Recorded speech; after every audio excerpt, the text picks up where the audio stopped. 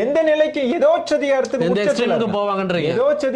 உச்சத்துக்கு போகக்கூடியவர்கள் அவர்கள். அது வந்து அது it is not good for Indian. அது அதாவது இந்திய ஜனநாயகத்துக்கு இது உகந்ததல்ல. அவர்கள் சொல்ற மாதிரி பாத்தீங்கன்னா நாங்க 2047 வரைக்கும் இருப்போம், இன்னும் 50 ஆண்டு காலம் எங்களோட ஆட்சி இருக்கும் அப்படின்ற பேச்செல்லாம் வந்துட்டு அது வந்து ஒரு நம்மளால கொள்ள முடியாத விஷயம். எப்பவுமே வந்துட்டு அப்சல்யூட் பவர் கரப்ட்ஸ் அப்சல்யூட், ரைட்டுங்களா? அது மாதிரி வந்து இந்த மாதிரி ஒட்டுமொத்தமா இந்த தேசத்தை வந்து சிதைக்கணும். அவர்கள் வந்து வைத்திருக்கக்கூடிய அந்த ஒரே அவர்களுடைய மோட்டிவ் இருக்கு இல்லையா, ஒன் நேஷன், இதெல்லாம் வந்துட்டு இங்க பல்வேறு இனம், மதம், மொழி, கலாச்சாரத்துல வந்து பிரிந்து கிடைத்திருக்கக்கூடிய இந்தியா இணைந்திருப்பதற்கு காரணம் வந்துட்டு இந்த நம்ம வேற்றுமையில் ஒற்றுமை காப்போம் என்ற அடிப்படை சிந்தனை இந்த தேசம் வளர்ந்துட்டு இருக்கு.